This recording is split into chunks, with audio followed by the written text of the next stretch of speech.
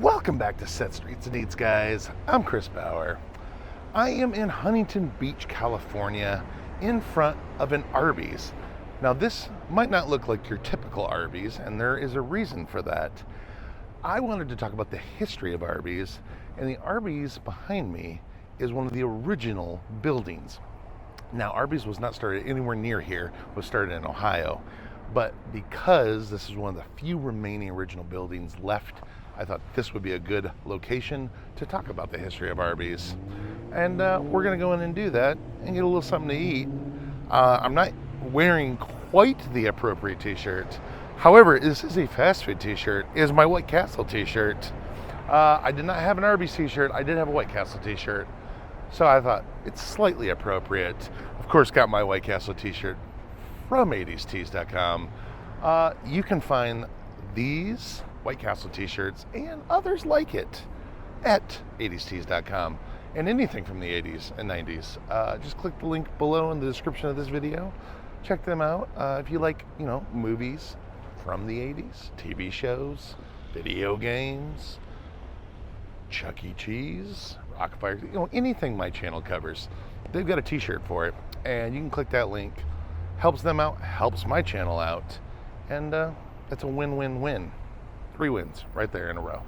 Anyway, we're gonna jump in here, get some sandwiches, talk about the history of Arby's, and I hope you'll join me. Let's go eat.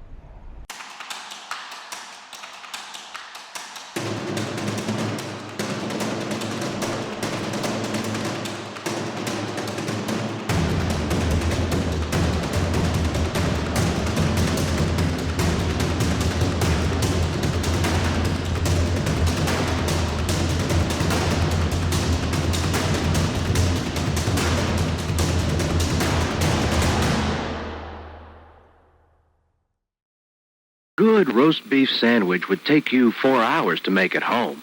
But nobody wants to spend 4 hours cooking a sandwich. Well, Arby's does. At Arby's, you get a great roast beef sandwich that we spent 4 hours cooking just for you. At Arby's, the 4-hour sandwich is 5 minutes away. You're really going wrong. Where are we going? You know you're trust me. You like to look for more. You're who we're cooking for.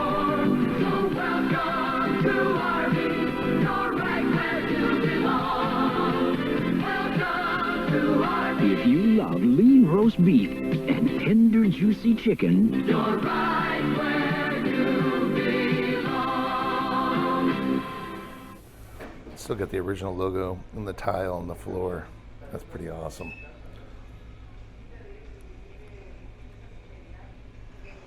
Those logos are cool. Got a brisket and bacon sandwich, mac and cheese bites and fries. Let's do this. So Arby's was started by Forrest and Leroy Raffle in their hometown of Boardman, Ohio in 1964. They started the restaurant. They were very impressed with Ray Kroc and McDonald's, as everyone was throughout the 1950s and 60s. Fast food places had exploded in America, and they were kind of not the get-rich-quick scheme, but clearly America wanted that as an option. They wanted to eat outside of the home, and that was clearly the way everything was going. So it was a good way to make money for an entrepreneur, and these guys wanted to try it. But they didn't want to compete in the burger market, so they decided what theirs would be roast beef. They wanted to do a Texan theme to start, and they actually wanted to call the restaurant Big Tex. Well, they did a lot of prep for that, including a building design. The building design behind me is the exact original building design. When they opened in Boardman, it was this exact building, this restaurant.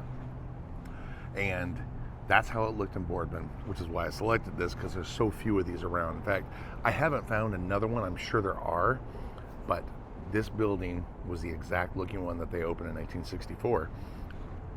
The sign later came, I think, on their second or third restaurant, maybe even later than that, the 10-gallon hat sign. But They ended up not calling it Big Tex because they found out a Texas chain had already taken that name. Now, a couple years ago,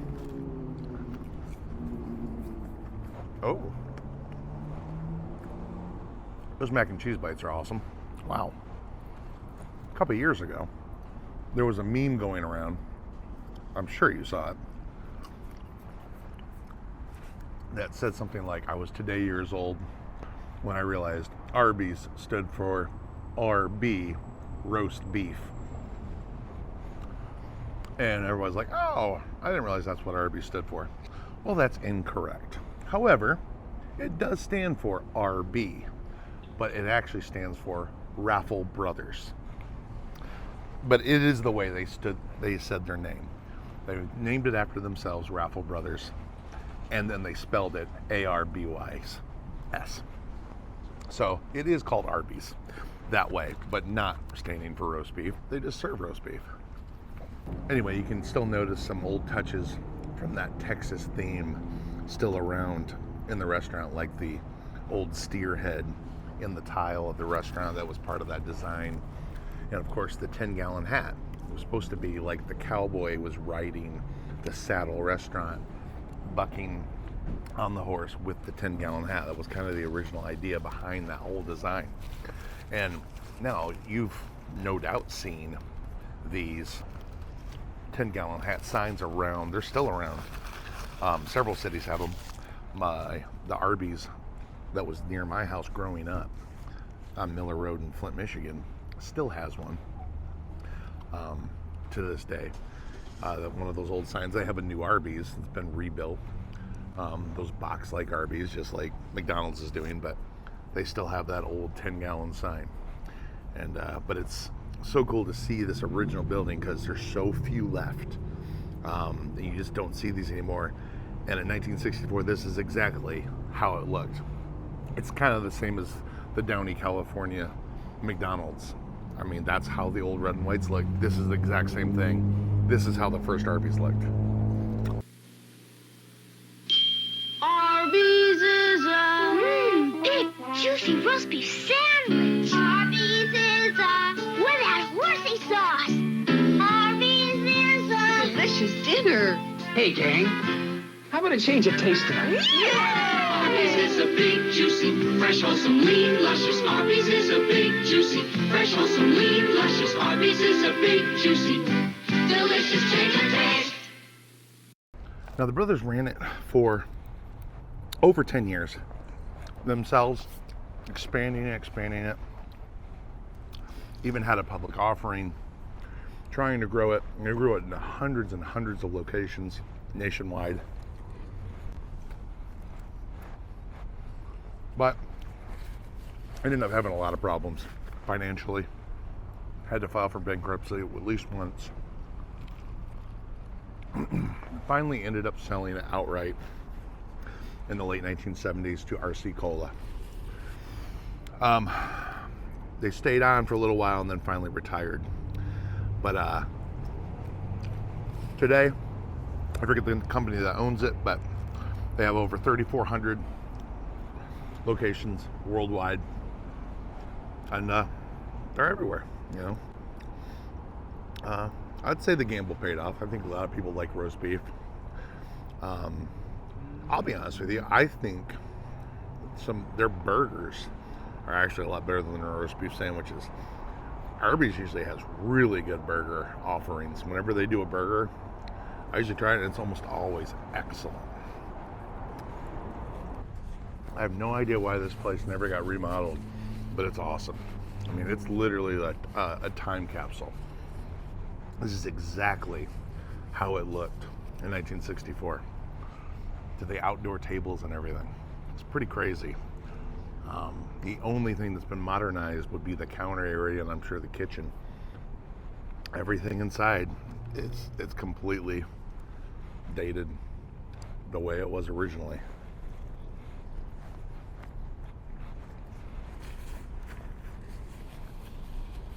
That's awesome.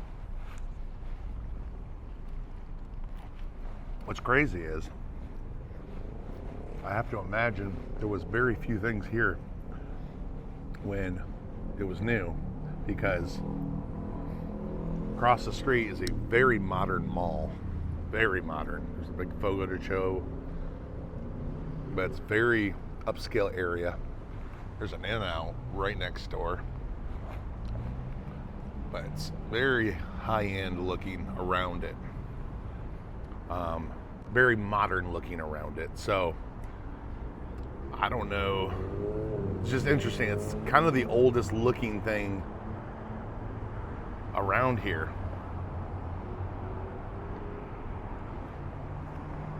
So it's just kind of interesting of how it made it this far, you know? Very interesting. I found this place because somebody had posted a picture of it on a Facebook group I'm a member of called Lost, I forget exactly the name of it, but like Lost Retail or something. And I just posted a picture of it because they passed it or something. I couldn't believe it was still in operation. Very cool.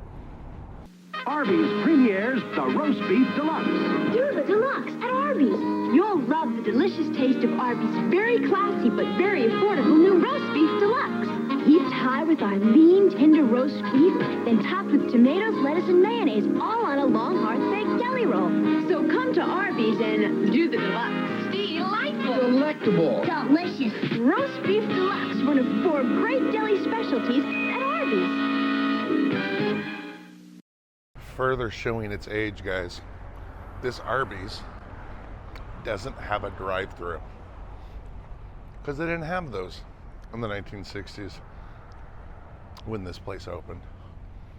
Isn't that crazy? How awesome is that? That's right, you got to pull up and go in the way it was intended, the way the building was built. There is no drive-thru window, silly goose. And then at night, that lights up so you can see it. Probably used to be from miles around. Now, you probably can't see it past like 50 feet till the next building. I'm gonna make this call right now. These cans have been here since the beginning too. Look at these. Tray caddy, come on. Look at that old symbol. Come on. These things weigh, I don't know, they're like cast iron and cement. That's awesome. This place is great. Arby's is a big, juicy, fresh, wholesome, lean, luscious. Arby's is a big, juicy, fresh, wholesome, lean, luscious. Delicious change of taste.